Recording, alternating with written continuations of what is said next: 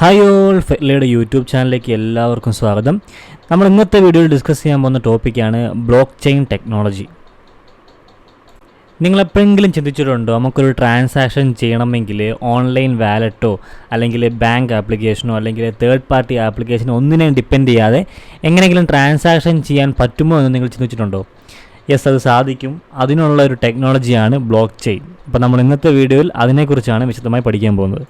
ഇപ്പോൾ നമ്മൾ എവിടെയെങ്കിലും ഫുഡ് കഴിക്കാൻ പോയിട്ട് അത് കഴിഞ്ഞ് ഫുഡെല്ലാം കഴിച്ചിട്ട് നമ്മൾ ബില്ല് പേ ചെയ്യാൻ ശ്രമിക്കുമ്പോൾ ചില സമയങ്ങളിൽ നമുക്ക് നമ്മുടെ ബാങ്ക് സെർവർ എന്തെങ്കിലും ഇഷ്യൂ ഫേസ് ഉണ്ടായിരിക്കും അല്ലേ.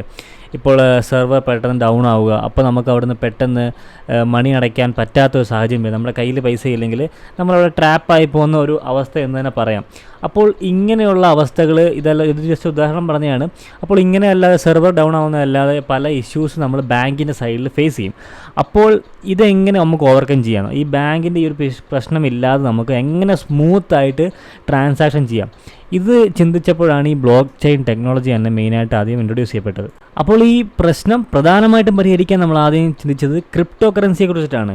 ക്രിപ്റ്റോ കറൻസി എന്താണെന്ന് എല്ലാവർക്കും അറിയാം. അതെന്ന് പറയുന്നത് ഒരു ഡിജിറ്റൽ അല്ലെങ്കിൽ വിർച്വൽ കറൻസിയാണ്. അത് വർക്ക് ചെയ്യുന്ന ബേസ് എന്ന് പറയുന്നത് തന്നെ നമ്മുടെ ബ്ലോക്ക് ചെയിൻ ടെക്നോളജിയാണ്. അപ്പോൾ ഈ ക്രിപ്റ്റോ കറൻസിയുടെ എന്തൊക്കെയാണ് പ്രത്യേകത എന്ന് വെച്ച് കഴിഞ്ഞാൽ, ഇതൊരു കൗണ്ടർഫീറ്റിന് ഒരു ഇമ്മ്യൂണായിട്ടുള്ള ഒരു ടെക്നോളജി അല്ല. അതായത് നമ്മുടെ കള്ളനോട്ട് അങ്ങനെയുള്ള യാതൊരുവിധ ഫ്രോഡും സംഭവിക്കാൻ സാധ്യതയില്ലാത്ത ഒരു മേഖലയാണ് ക്രിപ്റ്റോ കറൻസി എന്ന് പറയുന്നത്. പക്ഷേ ഈ ക്രിപ്റ്റോ കറൻസിയുടെ പേര് വെച്ചുകൊണ്ട് പല ഫ്രോഡുകളും കാര്യങ്ങളും സംഭവിക്കുന്നുണ്ട്. പക്ഷേ ഈ ക്രിപ്റ്റോ കറൻസിയെ നമുക്കൊരിക്കലും ഫ്രോഡ് ചെയ്തുകൊണ്ട് ഉപയോഗിക്കാനൊന്നും സാധിക്കില്ല. പിന്നെന്ന് പറയുന്നത് ഒരു സെൻട്രൽ അതോറിറ്റിയുടെ അപ്രൂവലോ കാര്യങ്ങളോ ഒന്നും വേണ്ട നമുക്ക് ട്രാൻസാക്ഷൻ ചെയ്യണമെങ്കിൽ. ഇപ്പോൾ നമ്മുടെ കേസിൽ ഇപ്പോൾ നമുക്ക് നമ്മുടെ ഫ്രണ്ടിന് പൈസ അയക്കണമെങ്കിൽ നമ്മുടെ ബാങ്കിൻ്റെ സൈഡിൽ ആദ്യം റിക്വസ്റ്റ് പോകണം, പിന്നെ നമ്മുടെ ഫ്രണ്ടിൻ്റെ ബാങ്കിൻ്റെ സൈഡിൽ അക്സെപ്റ്റ് ചെയ്യണം. അങ്ങനെ പല പ്രൊസീജിയറും കാര്യങ്ങളുണ്ടല്ലേ. അപ്പോൾ ഇതിലേതെങ്കിലും ഒന്ന് ചിലപ്പം സ്മൂത്തായിട്ട് വർക്കായില്ലെങ്കിൽ ആ ട്രാൻസാക്ഷൻ അവിടെ ഫെയിലാവും. ചിലപ്പോൾ നമ്മുടെ ബാങ്കിൽ നിന്ന് പൈസ പോകും, നമ്മുടെ ഫ്രണ്ടിൻ്റെ ബാങ്കിൽ പൈസ എത്തുകയില്ല, പിന്നെ 3 ദിവസം വെയിറ്റ് ചെയ്യണം. അങ്ങനെ പല രീതിയിലുള്ള പ്രശ്നങ്ങളും കാര്യങ്ങളൊക്കെ നമ്മൾ ഫേസ് ചെയ്യാറുണ്ടല്ലേ. അപ്പോൾ ക്രിപ്റ്റോ കറൻസിയുടെ കാര്യം വരുമ്പോൾ ഇങ്ങനെയുള്ള സെൻട്രൽ അതോറിറ്റി കാര്യങ്ങളൊന്നുമില്ല, ഫുള്ളി ഇൻഡിപെൻഡൻ്റ് ആണത്. പിന്നെന്ന് പറയുന്നത് സെക്യൂരിറ്റിയാണ്. ഈ ക്രിപ്റ്റോ കറൻസി എന്ന് പറയുന്നത് വളരെ ഹൈ എൻക്രിപ്ഷൻ ആൽഗോരിതങ്ങളും കാര്യങ്ങളൊക്കെ ഉപയോഗിച്ചിട്ടാണ് പ്രൊട്ടക്റ്റ് ചെയ്തിരിക്കുന്നത്. അതുകൊണ്ട് തന്നെ സെക്യൂരിറ്റിയുടെ കാര്യത്തിൽ ഇത് വളരെ മുന്നിലാണ്.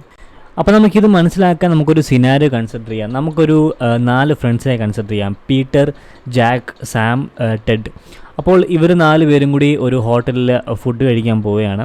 അപ്പോൾ ഹോട്ടലിൽ ഫുഡ് കഴിച്ചിട്ട് ജാക്കാണ് എമൗണ്ട് ഫുൾ പേ ചെയ്തത്. അത് കഴിഞ്ഞ് അടുത്ത ദിവസം തന്നെ സാം അയാൾക്ക് ഫുൾ എമൗണ്ട് ട്രാൻസ്ഫർ ചെയ്ത് കൊടുക്കുകയാണ്. അത് കഴിഞ്ഞ് മറ്റവർ 2 പേര് പീറ്ററും ടെഡും പൈസ ട്രാൻസ്ഫർ ചെയ്യാൻ ശ്രമിച്ചപ്പോൾ അവർക്ക് പൈസ സെൻഡ് ആവുന്നില്ല. അപ്പോൾ ഇവർ 2 പേർക്ക് അവരുടെ ബാങ്കിൻ്റെ സൈഡിൽ എന്തോ ഇഷ്യൂ ഫേസ് ചെയ്ത് കാരണം അവർക്ക് അവരുടെ ഗൂഗിൾ പേ ആപ്പ് വഴി അല്ലെങ്കിൽ പേടിഎം ആപ്പ് വഴി പൈസ സെൻഡ് ചെയ്യാൻ സാധിക്കുന്നില്ല. അപ്പോൾ ജാക്ക് പറയുന്നത് കുഴപ്പമില്ല, ബിറ്റ് കോയിൻ വഴി സെൻഡ് ചെയ്തോളൂ, കുഴപ്പമില്ലെന്നാണ് ജാക്ക് പറയുന്നത്. അങ്ങനെ ഇവർ 2 പേരും, അതായത് ടെഡും പീറ്ററും അയാൾക്ക് പൈസ ബിറ്റ് കോയിൻ വഴി ട്രാൻസ്ഫർ ചെയ്ത് കൊടുക്കുകയാണ്. അപ്പോൾ നമുക്ക് ഇവരുടെ എല്ലാം കയ്യിൽ 3 ബിറ്റ് കോയിൻ ഉണ്ടെന്ന് കൺസിഡർ ചെയ്യുക. അതായത് സാം, പീറ്റർ, ടെഡ് ഇവർ 3 പേരുടെയും കയ്യിൽ 3 ബിറ്റ് കോയിൻ ഇത് ഉണ്ടെന്നും അതേപോലെ തന്നെ ജാക്കിൻ്റെ കയ്യിൽ 5 ബിറ്റ് കോയിൻ ഉണ്ടെന്ന് നമുക്ക് കൺസിഡർ ചെയ്യാം. അപ്പോൾ പീറ്റർ ജാക്കിന് ഈ 2 ബിറ്റ് കോയിൻ സെൻഡ് ചെയ്യുമ്പോൾ ആ സെൻഡ് ചെയ്തതിൻ്റെ ട്രാൻസാക്ഷൻ ഡീറ്റെയിൽസ് ഒരു ബ്ലോക്ക് രൂപത്തിൽ, ഒരു റാക്കറ്റ് രൂപത്തിൽ ക്രിയേറ്റ് ആയിട്ട് അവിടെയായിരിക്കും സ്റ്റോർ ചെയ്ത് വെച്ചേക്കുന്നത്. അപ്പോൾ ഈ ബിറ്റ് കോയിൻ ട്രാൻസ്ഫർ ചെയ്യുമ്പോൾ ക്രിയേറ്റ് ആവുന്ന ആ ഒരു ബ്ലോക്കിൽ ആ ട്രാൻസാക്ഷൻ ഡീറ്റെയിൽസ് മാത്രമല്ല, എത്ര ബിറ്റ് കോയിൻ ബാലൻസ് 2 പേരുടെയും കയ്യിലുണ്ടെന്ന് ഓൾസോ സ്റ്റോർ ആവുന്നതായിരിക്കും. അപ്പോൾ ഇവിടെ പീറ്റർ ജാക്കിന് 2 ബിറ്റ് കോയിൻ സെൻഡ് ചെയ്തപ്പോൾ ഇപ്പോൾ ജാക്കിൻ്റെ കയ്യിലുള്ളത് 1 ബിറ്റ് കോയിനും, പീറ്ററിൻ്റെ ഉള്ളത് 1 ബിറ്റ് കോയിനും, ജാക്കിൻ്റെ കയ്യിൽ ഇപ്പോൾ 7 ബിറ്റ് കോയിനുമാണെന്ന് നമുക്ക് കൺസിഡർ ചെയ്യാം. അതേപോലെ തന്നെ ഇപ്പോൾ ഞാൻ മുമ്പ് പറഞ്ഞ സാമും ടെഡും ജാക്കിന് വീണ്ടും 2 ബിറ്റ് കോയിൻ ട്രാൻസ്ഫർ ചെയ്യുകയാണ്. അപ്പോൾ ഇവിടെ ഈ ട്രാൻസ്ഫർ ചെയ്യുമ്പോഴും അവിടെ 2 ബ്ലോക്ക് ക്രിയേറ്റ് ആവുകയാണ്. അതായത് ഈ ട്രാൻസാക്ഷൻ ഡീറ്റെയിൽസും ബിറ്റ് കോയിൻ ബാലൻസോ ഉണ്ടായ ട്രാൻസാക്ഷൻ ഡീറ്റെയിൽസ് ഒരു ബ്ലോക്കായി ക്രിയേറ്റ് ആവുകയാണ് 2 പേർക്കും സെപ്പറേറ്റ് ആയിട്ട്. അപ്പോൾ ഇവിടെ ബാക്കിയുള്ളത് എത്രയാണ്? ടെഡിൻ്റെ കയ്യിൽ 1 ബിറ്റ് കോയിനും അതേപോലെ തന്നെ സാമിൻ്റെ കയ്യിൽ 1 ബിറ്റ് കോയിനും അതേപോലെ തന്നെ ജാക്കിൻ്റെ കയ്യിൽ ഇപ്പോൾ ടോട്ടൽ എത്രയായി? ഏകദേശം 11 ബിറ്റ് കോയിൻ ആയിട്ടുണ്ടല്ലേ. അപ്പോൾ ഞാൻ ഈ പറഞ്ഞ ട്രാൻസാക്ഷൻ എല്ലാം ലിങ്ക്ഡ് ആണല്ലേ, അതായത് എല്ലാം ജാക്കിനാണ് പോകുന്നത്. അപ്പോൾ ഈ പറഞ്ഞ 3 പേരുടെയും ട്രാൻസാക്ഷൻ ലിങ്ക്ഡ് ആയിരിക്കും. ഈ ലിങ്ക് ചെയ്ത ഈ ട്രാൻസാക്ഷൻസ് പറയുന്ന പേരാണ് ലെഡ്ജർ. അപ്പോൾ ഞാൻ ഈ പറഞ്ഞ ലെഡ്ജർ ആ ജാക്ക് ആരുമായിട്ടൊക്കെ ട്രാൻസാക്ഷൻ നടത്തുന്നുണ്ടോ അവരും എല്ലാം ഡിസ്ട്രിബ്യൂട്ട് ആവുന്നുണ്ട്. അപ്പോൾ ഇങ്ങനെ ഡിസ്ട്രിബ്യൂട്ട് ചെയ്യുന്ന പ്രോസസ്സിനെ പറയുന്ന പേരാണ് പബ്ലിക് ഡിസ്ട്രിബ്യൂട്ടഡ് ലെഡ്ജർ എന്ന് പറയുന്നത്. അപ്പോൾ ഇങ്ങനെ പലതരത്തിലുള്ള ലെഡ്ജർ പല ഫ്രണ്ട്സുമായിട്ട് ഡിസ്ട്രിബ്യൂട്ട് അല്ലെങ്കിൽ പല കണക്ഷൻസുമായിട്ട് ഡിസ്ട്രിബ്യൂട്ട് ചെയ്യുന്നതാണ് ഈ ബ്ലോക്ക് ചെയിൻ ടെക്നോളജിയുടെ അടിസ്ഥാനം എന്ന് പറയുന്നത് തന്നെ. ഇനി നമുക്ക് വേറൊരു സിനാരിയോ കൺസിഡർ ചെയ്യാം. ഇപ്പോൾ പീറ്ററിന് കയ്യിൽ ഒരു ബിറ്റ്കോയിൻ അല്ല ഉള്ളൂ. അപ്പോൾ ഈ പീറ്റർ ഒരു 2 ബിറ്റ്കോയിൻ കൂടെ ജാക്കിന് ട്രാൻസ്ഫർ ചെയ്യാൻ ശ്രമിക്കുകയാണെങ്കിൽ എന്താ സംഭവിക്കുക? ആ ട്രാൻസാക്ഷൻ അവിടെ സംഭവിക്കില്ല. കാരണം ഇവരുടെ എല്ലാം കയ്യിൽ ലെഡ്ജറുണ്ട്. ലെഡ്ജറിൽ ഡീറ്റെയിൽസ് ഉണ്ട്, ട്രാൻസാക്ഷൻ ഡീറ്റെയിൽസും അതേപോലെ തന്നെ ബ്ലോക്ക് ചെയിൻ ബിറ്റ്കോയിൻ ബാലൻസും കാര്യങ്ങളെല്ലാം ഉണ്ട്. അപ്പോൾ ബാലൻസ് നോക്കുമ്പോൾ പീറ്ററിൻ്റെ കയ്യിൽ ഒരു ബിറ്റ്കോയിൻ മാത്രമേ ഉള്ളൂ. അതുകൊണ്ട് തന്നെ ട്രാൻസാക്ഷൻ അവിടെ പോസിബിൾ അല്ല. ഈ ലെഡ്ജർ ഉള്ളതുകൊണ്ട് തന്നെ ഒരു ഹാക്കറിന് വന്നിട്ട് ഈ ഡേറ്റയോ കാര്യങ്ങളോ ഒന്നും ടാമ്പർ ചെയ്യാൻ സാധിക്കില്ല. കാരണം ഈച്ച് യൂസറിൻ്റെ കയ്യിലും, അതായത് ഓരോ യൂസറിൻ്റെ കയ്യിലും ഈ ലെഡ്ജറിൻ്റെ കോപ്പി ഉണ്ടാവും. അതുകൊണ്ട് തന്നെ ഇപ്പോൾ ട്രാൻസാക്ഷൻ ഇടയ്ക്ക് അവരെന്തെങ്കിലും ചെയ്യുകയാണെങ്കിൽ തന്നെ മറ്റേ എൻഡിൽ, അതിലെ സെർവർ എൻഡിൽ ക്ലയൻറ്റ് എൻഡിൽ ഈസിയായിട്ട് കണ്ടുപിടിക്കാൻ സാധിക്കും ഈ ബ്ലോക്ക് ചെയിൻ ഡീറ്റെയിൽസ് ടാമ്പർഡ് ആണെന്നുള്ളത്. കാരണം ഓരോ യൂസറിൻ്റെ കയ്യിലും അവർ ട്രാൻസാക്ഷൻ നടത്തിയതിൻ്റെ ലെഡ്ജറിൻ്റെ കോപ്പി ഉണ്ടാവും. അതുകൊണ്ട് തന്നെ ഒരു അറ്റാക്കറിനോ ഹാക്കറിനോ ഒന്നും ചെയ്യാൻ സാധിക്കില്ല. അതുമല്ല ഈ ബ്ലോക്ക് ചെയിൻ ടെക്നോളജി യൂസ് ചെയ്യുന്നത് വളരെ ഹൈ രീതിയിലുള്ള എൻക്രിപ്ഷൻ ആൽഗോരിതം കാര്യങ്ങളൊക്കെയാണ്. അതുകൊണ്ട് തന്നെ ഒരു പേയ്മെൻറ്റ് ഡേറ്റാസ് ഞാൻ പറഞ്ഞ ഡേറ്റാസും കാര്യങ്ങളൊക്കെ സെൻഡ് ചെയ്യുന്നത്, ലെഡ്ജറിലെ ഡാറ്റ പ്രൊട്ടക്റ്റ് ചെയ്തിരിക്കുന്നത് വളരെ ഹൈ എഫിഷ്യൻ്റ് ആയിട്ടുള്ള ആൽഗോരിതം ഒക്കെ യൂസ് ചെയ്തിട്ടാണ്, എൻക്രിപ്ഷൻ ആൽഗോരിതം യൂസ് ചെയ്തിട്ടാണ്. അതുകൊണ്ട് തന്നെ ഒരു തേർഡ് പാർട്ടി അറ്റാക്കറിനോ കാര്യങ്ങളോ ഒന്നും ഡാറ്റ അറ്റാക്ക് ചെയ്തെടുക്കുന്നത് പറയുന്നത് വളരെ ഈസി ആയിട്ടുള്ള കാര്യമല്ല. ഇനി നമുക്ക് ഈ 2 യൂസർ തമ്മിലുള്ള, നമ്മൾ പറഞ്ഞ പീറ്ററും ജാക്കും തമ്മിലുള്ള ഈ ബിറ്റ്കോയിൻ ട്രാൻസാക്ഷൻ എങ്ങനെയാണ് നടക്കുന്നത് നോക്കാം. അപ്പോൾ ഈ ബിറ്റ്കോയിൻ ട്രാൻസാക്ഷനിൽ മെയിനായിട്ടുമുള്ളത് 2 കീസാണ്. ഒന്ന് പറയുന്നത് പബ്ലിക് കീയും മറ്റൊന്ന് പറയുന്നത് പ്രൈവറ്റ് കീയും. പബ്ലിക് കീ എല്ലാവർക്കും അറിയാം, ഞാൻ പറഞ്ഞ പോലെ തന്നെ അതെന്ന് പറയുന്നത് എല്ലാവർക്കും അറിയാവുന്ന ഒരു കീ വാല്യൂ ആയിരിക്കും പബ്ലിക് കീ എന്ന് പറയുന്നത്. പക്ഷേ പ്രൈവറ്റ് കീ എന്ന് പറയുന്നത് ആർക്കാണോ ആ ഡേറ്റ പോകുന്നത് ആ യൂസറിന് മാത്രം അറിവുള്ള ഒരു കീ ആയിരിക്കും. ആ ഡേറ്റയെ ഡീക്രിപ്റ്റ് ചെയ്യാൻ വേണ്ടി ആ യൂസറിന് മാത്രം അറിവുള്ള ഒരു പ്രൈവറ്റ് ആയിട്ടുള്ള കീ ആയിരിക്കും പ്രൈവറ്റ് കീ എന്ന് പറയുന്നത്. അപ്പോൾ ആദ്യം പീറ്ററിന് ജാക്കിന് അയക്കണമെങ്കിൽ ആദ്യം പീറ്റർ ടൈപ്പ് ചെയ്യുകയാണ് എത്ര ബിറ്റ്കോയിൻ സെൻഡ് ചെയ്യണമെന്നുള്ളത്. ഇപ്പോൾ അതുകൂടാതെ തന്നെ ജാക്കിൻ്റെ വാലറ്റ് അഡ്രസ് ഓൾസോ അതിൽ ആഡ് ചെയ്യും. എന്നിട്ട് അടുത്ത സ്റ്റെപ്പ് എന്ന് പറയുന്നത് ഈ ഡാറ്റ എല്ലാം ഒരു ഹൈ എഫിഷ്യൻ്റ് ആയിട്ടുള്ള ഹാഷിംഗ് ആൽഗോരിതം, എൻക്രിപ്ഷൻ ആൽഗോരിതം വഴി പാസ്സാവുകയാണ്. അതുമല്ലാതെ പീറ്ററിൻ്റെ പ്രൈവറ്റ് കീ യൂസ് ചെയ്തുകൊണ്ട് തന്നെ ഈ ഡാറ്റ എൻക്രിപ്റ്റ് ചെയ്യുന്നത്, അതാണ് ഇപ്പോൾ ഞാൻ പറഞ്ഞ ഹാഷിംഗ് ആൽഗോരിതം ഉണ്ടല്ലോ, അത് എൻക്രിപ്റ്റ് ചെയ്യുന്നത് ഈ പീറ്ററിൻ്റെ പ്രൈവറ്റ് കീ ഉപയോഗിച്ചിട്ടാണ്.